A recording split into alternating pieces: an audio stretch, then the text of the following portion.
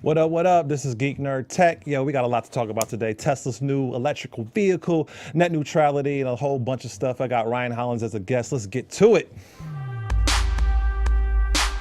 You are tuned in to Black Hollywood Live's Geek Nerd Tech. Yeah. Black Hollywood Live. We all the way live. Geek Nerd Tech. Got my man Ryan Hollins in the building. Welcome back, my man. Is that your rap voice? You know Is that your rap voice coming back? It's been a minute, man. What's up, bruh? You making a comeback? What's up, brother? Man, Thanks for having me on. Always, bro. It's always a pleasure, man. Been too long. Man, it's been a minute, man. Yeah. It's been, what, over a year? Or close to it? Close to is Joe's fault, honestly. Like, flat out. He's not here to defend himself. It's his fault. Well, yeah. We keeping it moving. Joe's out today. He has some other business to handle. But, yeah, man. Like, you're always welcome here. I'm glad you're here. But let me run you this, man. When you were in high school, bro, what were you listening to hip-hop-wise? I always wonder, like, what were you into? Hip-hop, I mean, Jay-Z ran everything. And I remember there was a change of... The game changed, fittingly, to change the game, right? Where there was a lot of gangster rap. And as a West Coast guy, Jay-Z was kind of like the pretty boy. Rap wasn't pretty. You had to fight. It was gangster rap was in. It was Tupac. It was, Biggie was doing his thing. And I remember we really didn't like Jay-Z, and he changed hip hop to kind of like a pretty boy, flashy, a money culture. Yeah. And in high school, it was Jay that really took over and, really took the spin, and then, Diddy started doing his thing. So those are the guys who were hot in high school, but I distinctly remember not liking Jay-Z, and he just kept putting out good music after good music, hit after hit after hit. Yes, sir. And, things changed. Yes, sir. I only asked you that because, I want to see if you would mention my man Common. Common is one of my favorite artists. That's why I ran with the go. But, were you ever into Common? Absolutely. Common in hip hop has always been like a respected name. He would give you a hit, a solid little single. He didn't rap about any type of nonsense. Yeah. And I like that he's diversified himself as just more than a rapper, as an intellectual, as an actor, as a, really as a figure, rather than just, he's a rapper. So he's an intellect, and you appreciate the Commons, the Most Defs, Absolutely. So I apologize I didn't give you your response that you were looking for. Exactly. Anyway, yo, we have a lot to talk about today. We have a lot of cool topics, a lot of technology. We're going to cover some net neutrality Don't tell stuff. me cool topics if you're not excited, bro. You want cool topics. Get excited. I'm excited, my man. All right. I'm more excited to see how you're going to respond to some of these questions I'm about to run to you. Ooh, fire. Well, anyway, Fire alert. Let's just get it going. So the first topic, man, is I don't know if you're familiar with the Dish and CBS, that they didn't have a deal, and it was making a lot of people mad, especially over the Thanksgiving holiday, because a lot of cats were like, yo, where's my NFL? I can't watch the game. And like, you guys are over here tripping on coming to an agreement on these deals, and like, I don't have no entertainment. Absolutely. My family's at the house. We got the good food, but we ain't got the entertainment to accompany it. So accompany it. They had some people leave. They had a couple thousand leave over Thanksgiving, I would assume. Canceled memberships. Had to be. Subscriptions. Had to gone. be. Like, out of here. So anyway, what happened is that CBS and Dish did not have their terms of agreement tied up. And so over the weekend after the holiday, they connected and got a deal going for a couple $1 million, which would include the NFL games that perform on CBS. And so now people have it, but there was a lot of uproar on Twitter because people were like, you're ruining my Thanksgiving tradition. I've been doing this for 10 years with my family and watching the game on this day. It's a bad trend. And because of a bad negotiation, I don't have it. So do you think that affects not only the cable provider's bottom line, but also the NFL's bottom line? Yeah, it's a must. And now you're paying a premium for a cable provider to actually have the services of an NFL or NBA. Because of these cell phones, because of these tablets, everybody wants to stream. Right. And now there's like a streaming war per se, where the cable used to just own things, but we receive our information in so many different ways now. And even more, we're not just glued in front of the television set as growing up we were. You're glued now in front of your phone, which is a little more dangerous, but that's where the money is. Right. And that's why the NFL franchises, the cable franchises, they're scrapping and fighting over the rights of these games, whether it be NBA, NFL, HBO, whatever these networks are. They're making you pay top dollar for it, and they're really trying to make the viewing be, be exclusive, essentially. Absolutely. Well, yeah, man, I feel like that it was a major mess up for them because, especially, during holiday season, people are at home, people want to have a form of entertainment, and to be able to not have those ducks in a row, like, I mean, not even just like the NFL, but it was CBS Sports Network, Pop, and the Smithsonian Channel that just got added to this deal. So all those channels were not even included, so people were unable to watch that type of content. And yeah, I mean, I think it's just a slip up in the business affairs department. But hey, we'll see what happens moving forward. You know what's ugly though? Like this reminds me of my kids, Lauren and Chris. Their ages.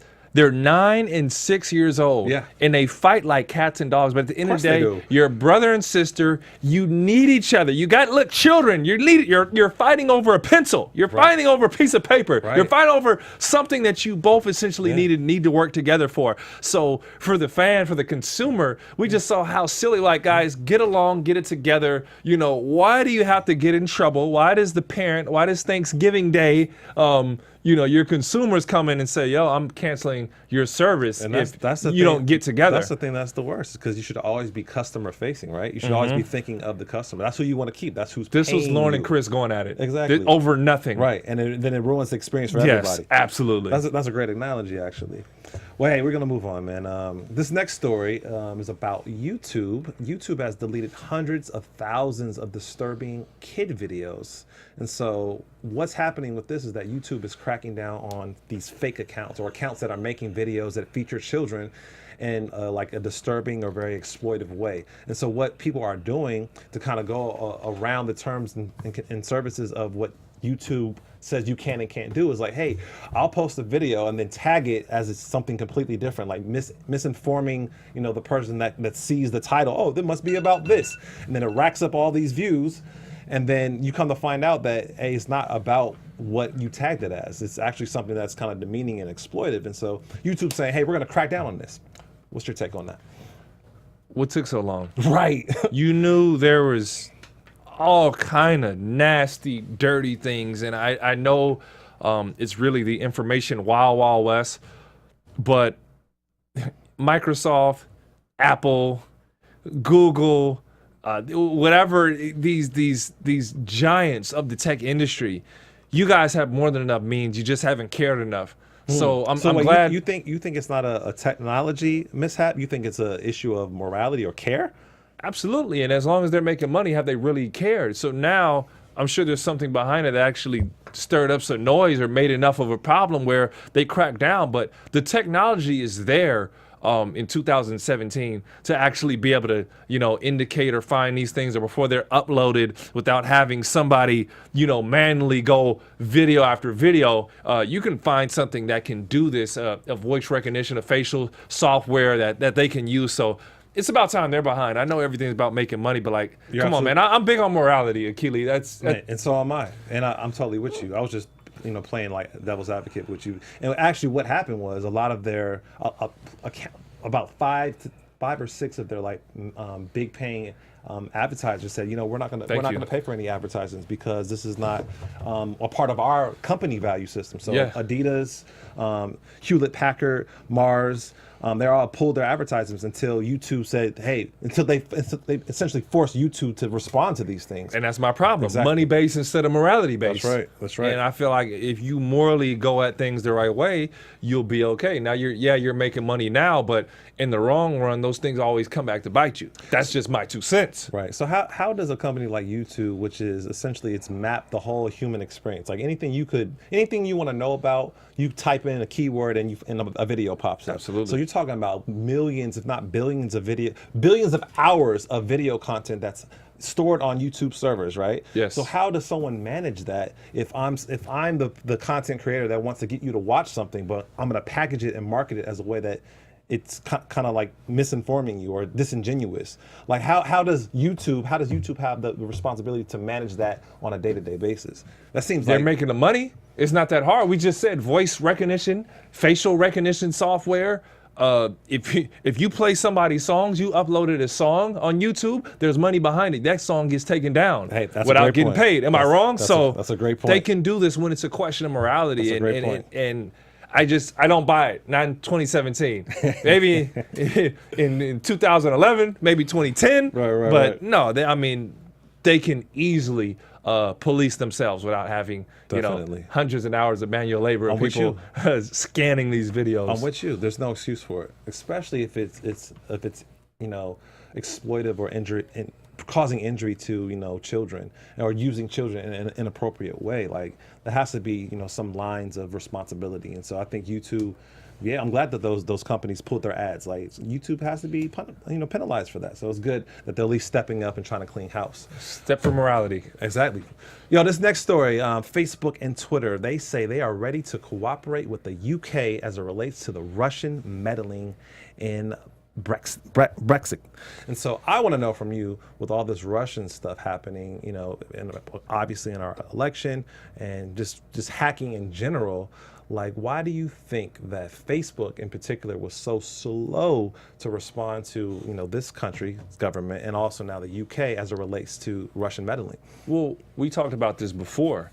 If it's not interfering with their money, it's not really a problem. They're not going to invest money to necessarily clean things up, and it's been really a question of morality. So obviously something's coming full circle, and the question is, why do they have the initiative now? What is forcing them? And I'm assuming something's happening, and what comes to mind, even like Uber was hacked for $100,000. It's like something crazy, right? 100,000 users. 100,000 users hacked credit cards, accounts. Excuse me, millions of users hacked, and they paid them $100,000. Thank you. Yes. To essentially hide and keep this away. Right. So until it's messing with the money, these companies aren't stepping in and doing anything about it. Right. So that there's something going on with Facebook or Twitter, or from a PR standpoint, they want to be ahead of this before this whole Russian election and everything, just any tide of Russia goes down, because that can necessarily, that's telling me I should be on the show right now, by the way. But that's really telling them, hey, we're going to lose some money. You're going to lose some money over this. So that right now, unfortunately, money talks and not morality. But at least they're making a gesture to step up and try to be clean, wash their hands of it before it goes down. Right. I agree with that. I mean, you're right. Money does talk. You better agree. It's kind of like and we talk about social responsibility on the show, like how a lot of these companies and brands, they have to have a degree of social responsibility. It can't just be all about commerce, economics, and making money, profits. Like, you have to think of like what you're doing to the culture, what you're doing to protect people, what you're doing to create legacy.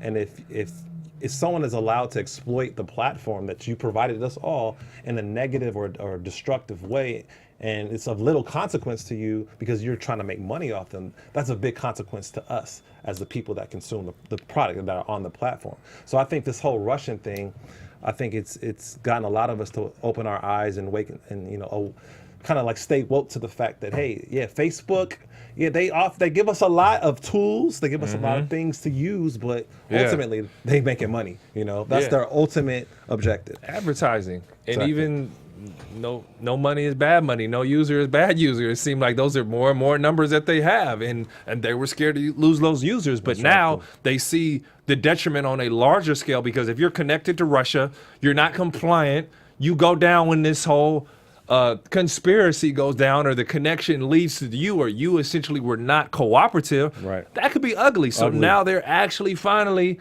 stepping up and doing something, but hey, I'm just little old Ryan Hollins talking to Achilles Shine. When you gonna step up, brother? Anyway, let's switch gears. I want to ask you, man. I know that you are a big e-commerce guy. I know you buy a lot of stuff on Amazon. Don't put me out, bro. Man, come on, that's general. Don't put me out, I know dog. you have a Prime account. I have a problem. But let me ask you this, bro. I have a real problem. Are you the type of guy that goes ham on Black Friday and Cyber Monday? Well, let's talk about Cyber Monday. I mean, did you buy anything on Cyber Monday online?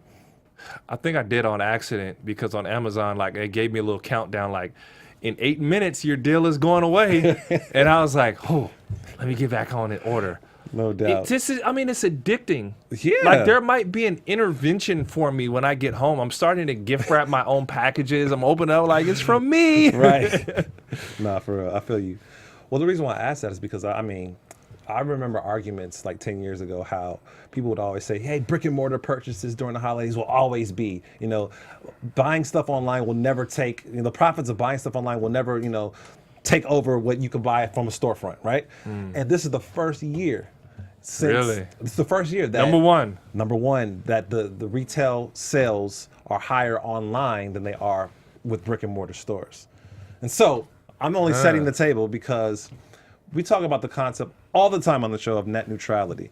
And I'm sure you're familiar with that concept, right? Where, hey, we want to have an open, fair internet for everyone in the world. Meaning that I don't want to have someone tell me these are the speeds that you're going to get because you're this type of company. Like I don't want the cable provider to be like, hey, depending on what company you are or where you live or who you are, I can determine your speed of internet, which means your access to information. So, hey, I might charge you $5. I might charge this man $10 to give you two different speeds. Net neutrality means that we all get the same speed. It's neutral. So, because of your boy Trump, because of your boy Trump, like that net neutrality is going away. And so more than 200 businesses wrote a letter to the FCC asking that the agency reconsider to end the current net neutrality policies.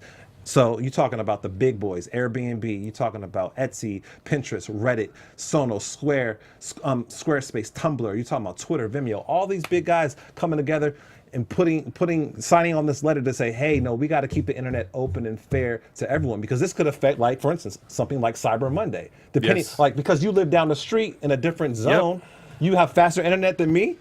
I have to pay more than you. Yeah, that don't make no sense. So my question to you is, what do you think about net neutrality, and do you think that we'll be able to, I guess, recall the current law as it stands now, which is giving the cable companies more power over us? This is becoming. I'm gonna get a little out. I'm gonna get a little crazy. I'm gonna get a little crazy here. This is like saying you can't have water. Right. You're not allowed to electricity. Right. You're not allowed to do these things, these common. And I know, in third world countries in certain places, those are real necessities that people don't have. But this internet access now, because our kids learn on them, they're educated to them.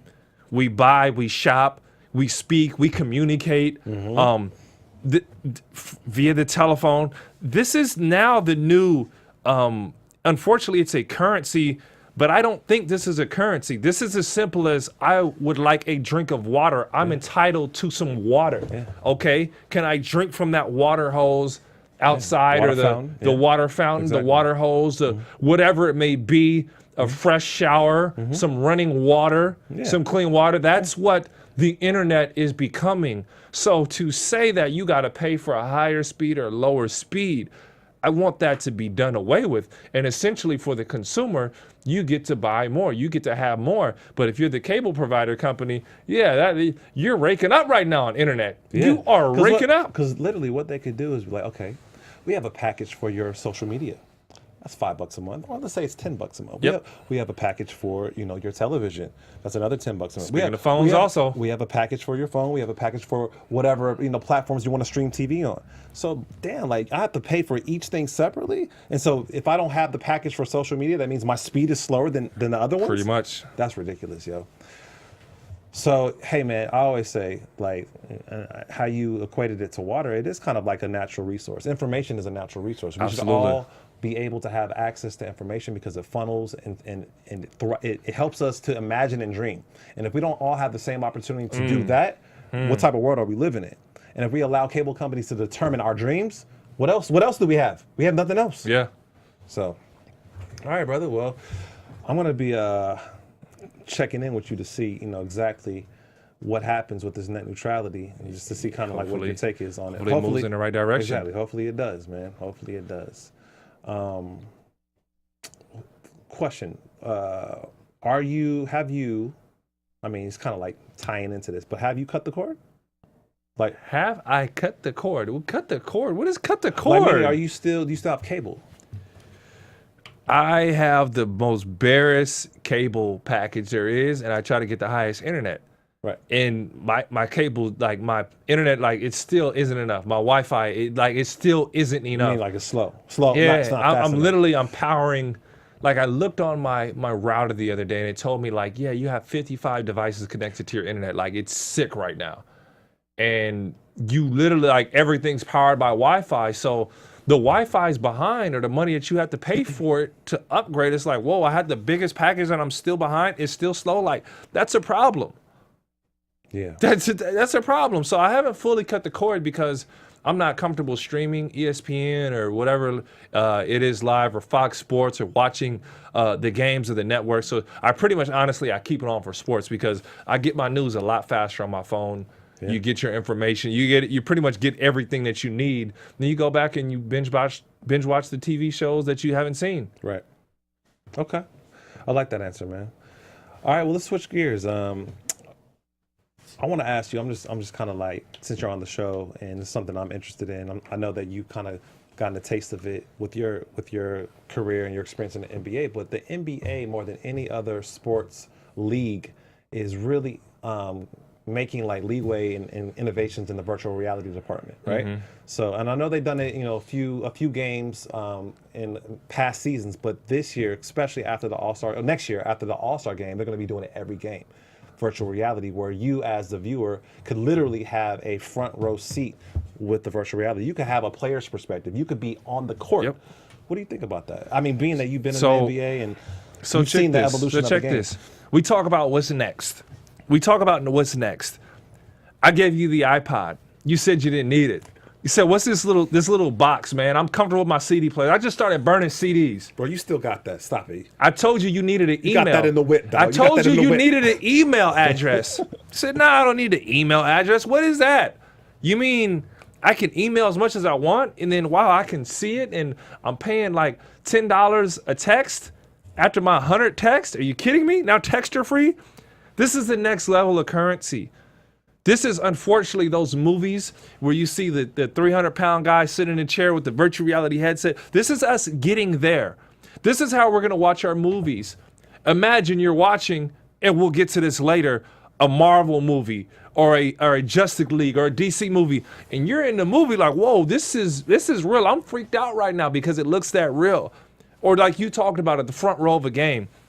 The NBA knows and they understand this is the future. And if they get on board, you take millions, billions of people, the whole entire planet, and you give them access to something and you grow your sport and your technology. You got a chance to be a pioneer of it. That's right. So this is that right now you're like, man, virtual reality is not really working. Once it snaps, when I went up to Facebook, and they're working with Oculus. They're putting virtual reality together. They showed me a couple ideas where you're running a race essentially against Odell Beckham Jr. or you're playing a basketball game. I know Samsung has that with LeBron. And you're on a court and you're watching them dribble by you and you feel like they're there.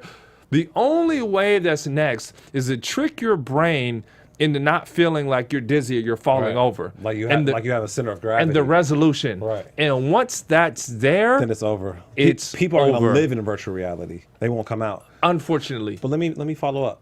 So why do you think, and I believe the NBA is killing other sports operations in social media, like just how their Twitter, their Instagram, they're killing it. Why do you think the NBA is far more advanced in virtual reality than other sports? So I sat down earlier this summer with Adam Silver. And when I talked to Adam is a guy who gets it. Adam is not stuck in the past.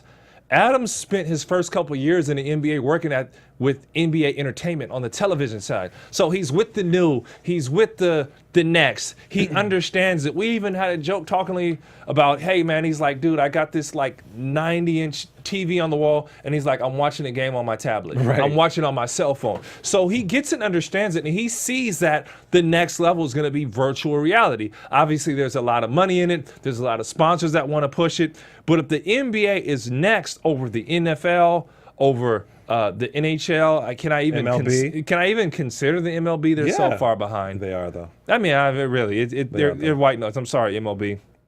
I love you guys, but you got to fix some stuff. Adam Silver knows, and he gets it. That's why he's on to the next. That's why the NBA is growing at not just an American level, at a world level. That's right. So if I'm in anywhere in the world and I feel like I'm in the arena, I'm in the huddle, it's really a no-brainer. So it's sacrificing the money and the access. I mean, Achilles, how would you do? Where would you go? Right. I know as an artist, former artist, producer, imagine watching Achilles Shine production or work, or as an MC, you're on stage, you talked about Common earlier, and you're sitting there at the show, you're looking around the stage. You're a part of the band, exactly. I completely agree with everything you said, great takes. I believe also a key factor is that the playing field, the actual playing field, the basketball court is the perfect venue for virtual reality versus the NFL where you have 100 yards versus the MLB where you have this is more space. Yes. It's more compressed. When you're playing hoop, right? Yes. So you're able to place cameras. You're able to really create and curate that experience. And so that's why I feel NBA is the best medium for virtual reality as it relates to sports versus other sports. May I play some devil's advocate with you? Man, run it. As an athlete, as a former athlete, NBA player, collegiate athlete, high school athlete, there are intimate things that happen in my huddles. There are intimate things that happen in my locker room with my team. And if you have access to essentially zip around in your camera, and you see me picking on my nose during the game, because you don't want to watch the game, you want to watch me on the sidelines, or you see me making a comment that's meant in privacy or the way I'm acting on the sidelines, obviously you want to conduct yourself in a fine manner. Right. But there's a lot of intimacy that I'm giving up to the fan or the user that I want to give you that experience, but where does it become too much, Achilles? Where are the lines? Where are the lines? We draw the lines? I mean, I feel like, that's a good point. We don't want to have full transparency of what happens because some stuff is inappropriate. Some stuff is not, for, some stuff should be private. If you could hear some of the words. Well, I mean, you can kind of hear some of the words on the game too, though. Really? Yeah, I mean, you can. Maybe not you can hear pockets is what I'm saying. There's times or you could read lips. Nah. Okay. We want virtual reality. Okay. You're in it. Okay. You're in the pick and roll. But in terms of that, I'm not mad at that. I'm not mad at it. I do want that experience. I want to see you talking mess to the next guy. So your kid can hear those words? Then he gets on the playground and he's like, hey, you, bloom, bloom, bloom, I'm taking you to school. No, how it works is you have to download the app and you would have to download the content, which means that there has to be some type of terms and conditions. Are you 18 and over? There has to be something. You can't, come on, bro. If the content was inappropriate. So you're telling me in middle school you wouldn't have access to this? Nah, you watching the game, bro. So you mean to tell me in middle school you wasn't cussing? Thank you. I get your point. But I hear you. So you give that up. Yeah, so that's the question, though. When a guy gets into it or there's an altercation, your kid is going to see it much quicker than the adults are. Is that okay? Virtual reality in sports does not necessarily mean it has to be live. It can still be it can still be a degree of editorial. So I could package what I want you to see. So you might be able to experience the game in virtual reality at a different time, post the game. So I could cut around all the stuff that might be inappropriate. Then I have the score to the game already. Okay. Then I already have the score. Why am I? Okay. I'm not gonna watch it again. I'm watching it. Come on, bro. Okay. Would you watch it afterwards? No. Well, I might watch it afterwards. No. If it's the first time I watched it. If it's the first time, yeah. No one watches anything after other than their TV shows. That's not true, bro. Your sports? There's been tons of times where I've recorded the game because I couldn't watch it at the time that it was broadcasting. And then how many times you forgot to do it because someone gave you the score to the game and you watch and it's like, yo, bruh. Hey, bruh, this is not the same. Not the same. I get your point. There has to be some type of filter. Some types of filters. I feel you. Find a medium. Some parameters as to what the level of access is. I get that. As a parent, the thing that you may say to a teammate, it ain't for everybody. And you don't want your kids having that. It ain't for women. It ain't for children. But dog, the same cameras that broadcast the game as is now would be essentially the same cameras that virtual reality would use. You're not mic'd up. I may not be able to hear you. If I can take that camera right into your huddle, I'm sure I could hear in your huddle too. But if it's virtual reality, I would have to have the angle of that camera. Virtual reality is all the angles. So you hadn't seen them things zip around? No, so conceptually, Achilles, you're going to have the access to these cameras. So they're going to have some type of 360-degree camera that's going to give you different access points. No, so it's all the cameras are capturing the experience, right? You're going to be able to see everything. And it's stitching it all together so that you're in this world. So depending on where you're placed in the world, the huddle might be way over there. You're going to walk over there to the huddle. As a kid, you walking over to the huddle. You're not even watching the game. You're like, look at his shoes. Boom, woo, mommy, he just called.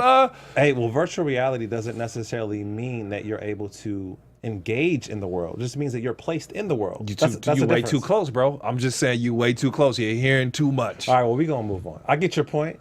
And I mean, obviously, that's something that the NBA probably is going to perfect. But I applaud the NBA because I think it's the perfect medium to apply that technology.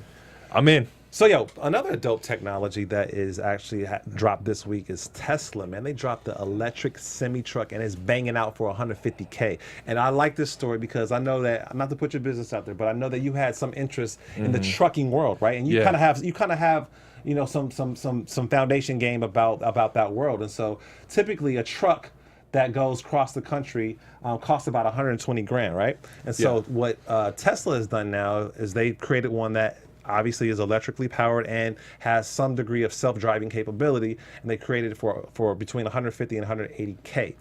I want to ask you, do you think that this is game-changing? It's incredibly game-changing because you know the next step is no driver. Yeah, that's right. And this funds a lot of jobs for people, and it's a huge market. And we talked about technology that changes the world, the way we eat, we sleep, we drink, we take our information, the way we move things. This puts hundreds and thousands of people out of jobs now. Yeah, well, and this is kind of the way it's leading that way. Not exactly. It's going to be there, bro. They already had to let your car. Yeah. They already have self-driving cars. They already have self-driving trucks. And there's going to be a little route that just goes around the states that you just throw your thing on. And it moves around, and it'll stay in a slow lane or whatnot. And you know, once it's proven, don't forget, I got in a self-driving car. Yeah. In that Google car, I was driving itself, and I was freaked out. Like, yo, are you kidding me? So you know, Tesla's far ahead of the game, right? And this is the next step. Does it excite me? Yes, because that means I get that Amazon package much quicker, like in the next 5 hours. Like it is coming to me in record time because there's actually limits to how much these drivers can drive. But if this is a machine, you just pop in, put the stuff, and it goes. These things circle like hotcakes. So as a consumer, I'm excited. But if I'm a trucker, bro, okay, hold on, let me stop you. So if you're a trucker and you invest, you know, your money to buy a truck, right? Yeah. What's the difference? I'm gonna invest the same money to buy a truck that I would once have to drive. If I'm a trucker, I don't have truck money to buy a truck. Why not? If I'm a trucker, those dudes they wouldn't be truckers. They'd be owning the company. What? Well, okay. So, okay, let me give you a background. Okay. These guys are, okay, how do I put this friendly? A trucker is a different type of lifestyle. Right. There's a reason these people, maybe they're ex-military, maybe they're, you know, out of jail. You know, maybe they just need to get on their feet. It's a lifestyle that works. And now you take this away from them. You take this culture away from these truckers and these drivers. It's their own peace, you know. Okay. And you're robbing these people of that. And yeah, you may say it's a trucker. Who cares? Go do something else. But what's next, Akili? Well, Who's next? I have to stop you. Who's next? I have to stop you. Robots produce films? Because although everything is trending towards the trucks and cars being able to have the self-driving capability, doesn't mean that they're not going to have any human interference within that vehicle. So yeah, I don't have to drive across the country, but I still might be in the cabin. You know? I'm not skilled to do that. Why not? I'm not skilled to do it. Why would you need a person?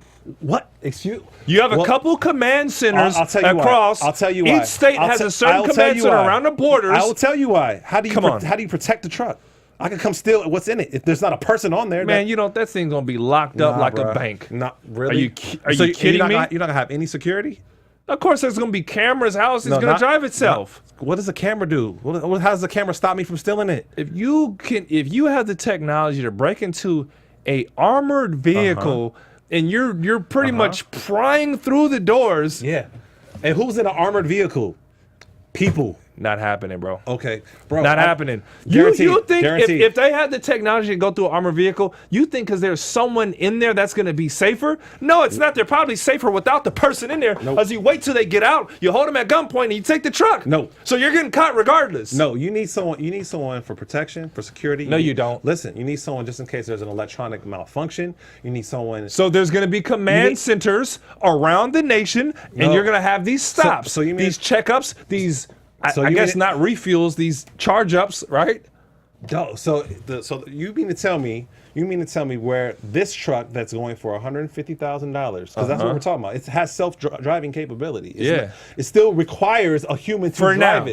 it. Well, my point is, for you're now, talking bro. about something that's not invented. Next year. No, Next no, year. not The that thing can fast. do it now. It's just not. I got in the self-driving car. Not a self-driving truck, not a big rig. What's the difference? Same The technology. car is not carrying 5,000 tons of Even goods. easier because it drives slower and it's on one simple route like a mule.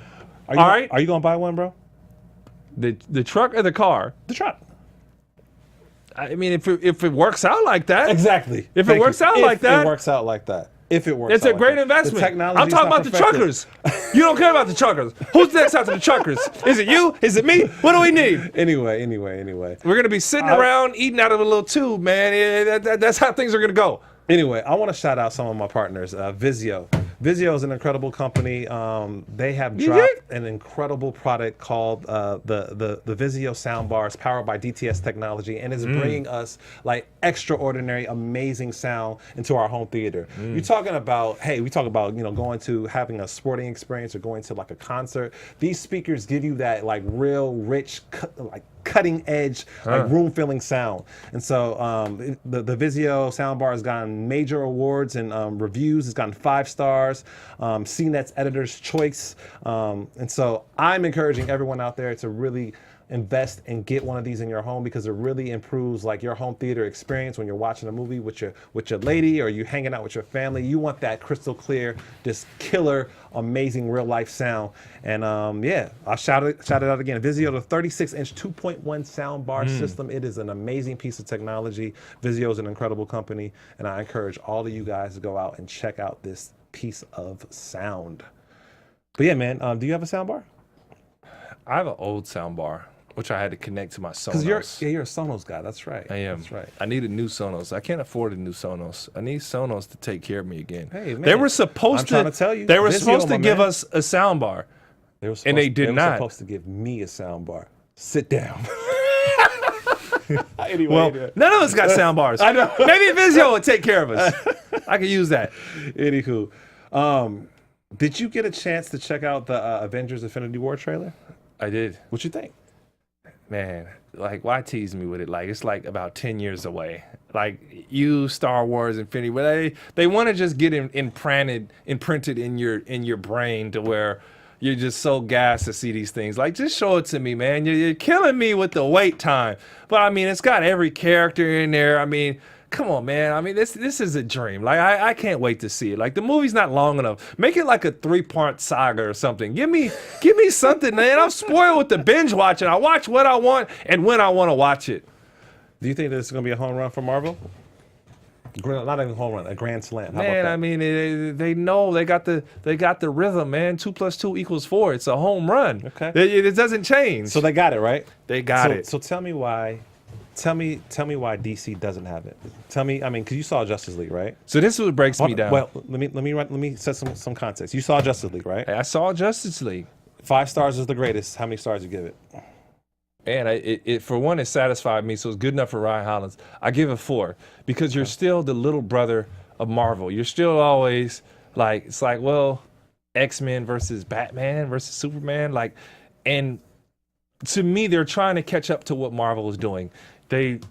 What Marvel has done is these characters, these bad guys, these villains, these superheroes are you and me. They're happy, they're sad, they're excited, they're not just these supermen and superwomen anymore that we could not relate to. And these are real people. And that's what Marvel has done, is these are real people. And DC's going in the right direction. They're not there yet, but they're going in the right direction. What I do think that DC is ahead with is the television shows. When I think about Flash, I think about Arrow, Supergirl. They're killing it with the TV game.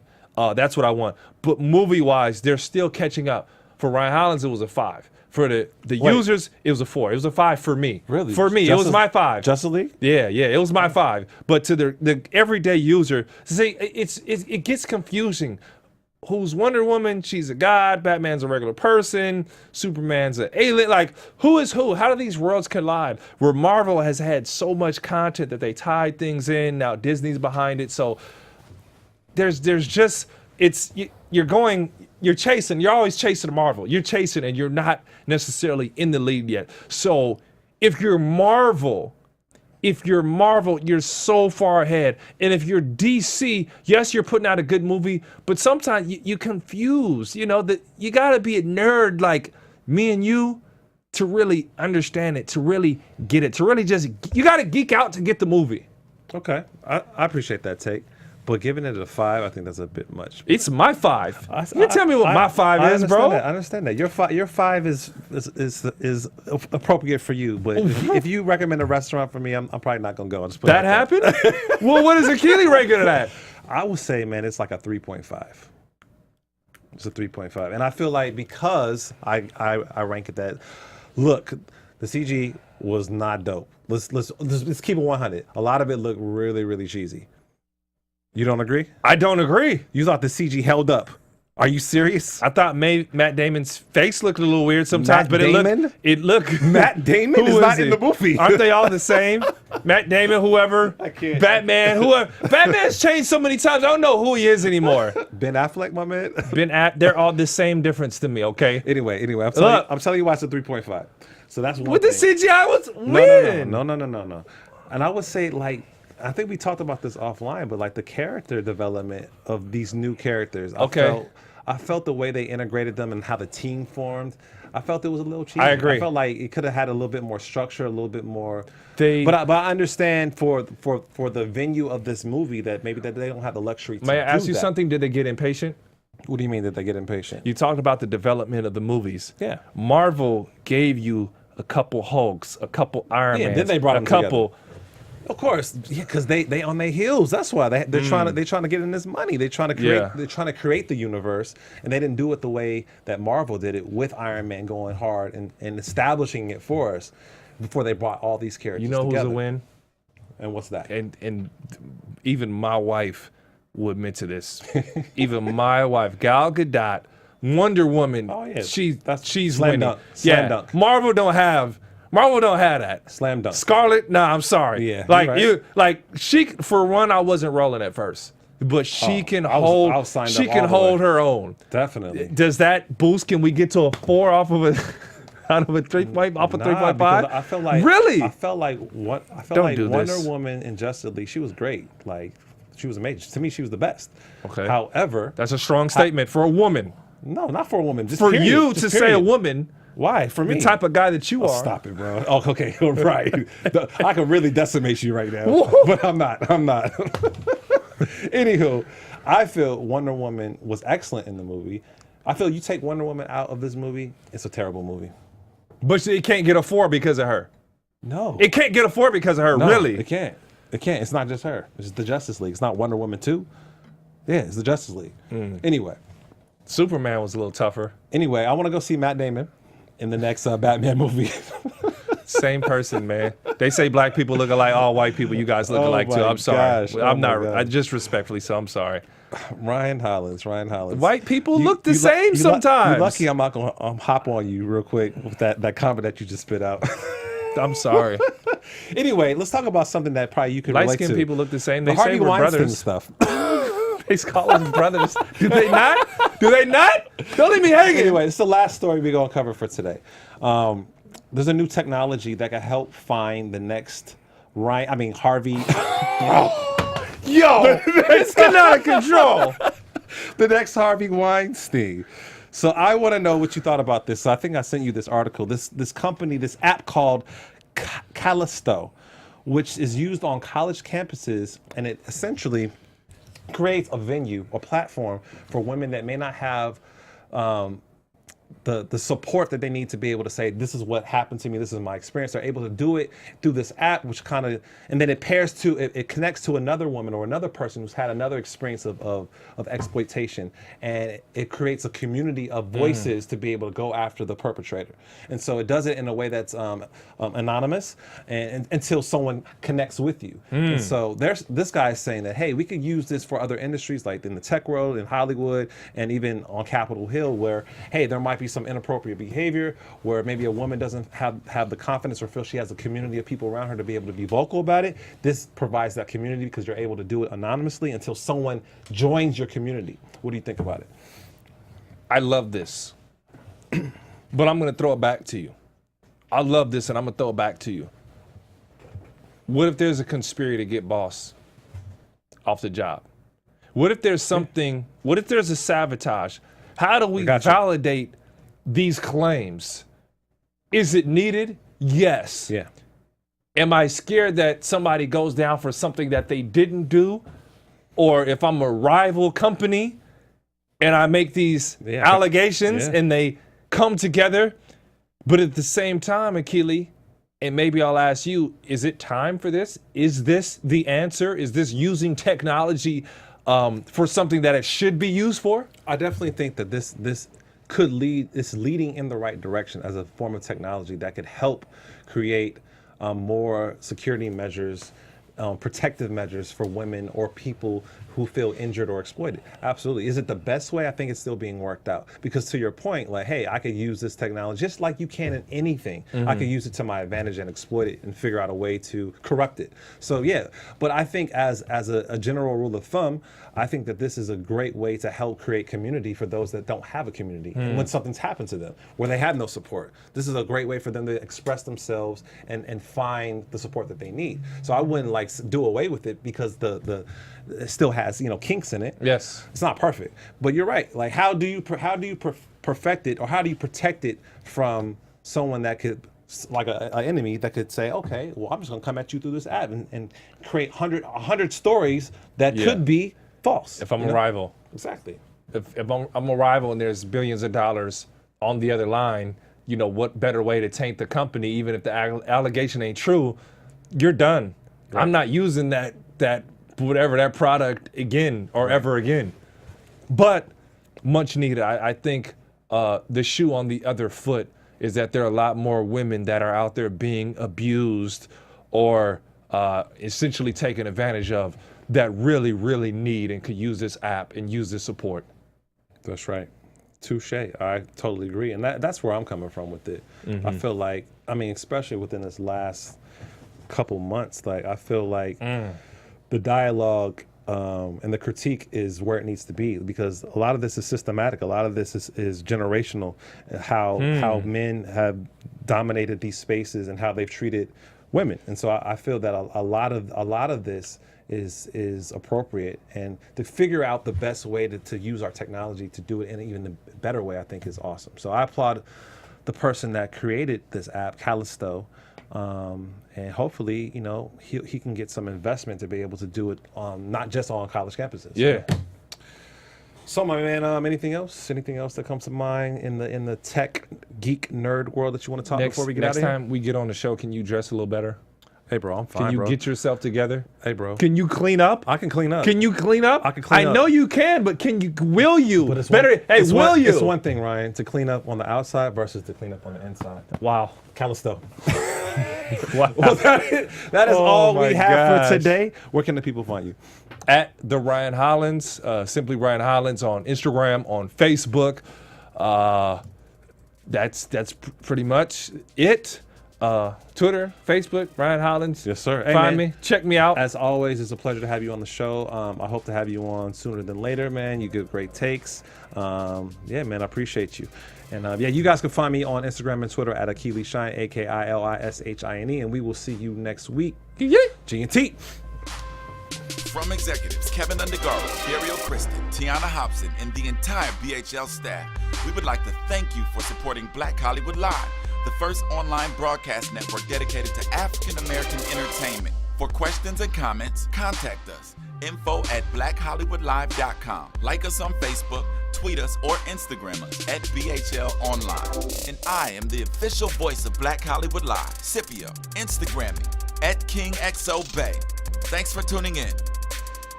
The views expressed here are those of the host only and do not necessarily reflect the views of BHL or its owners or principals.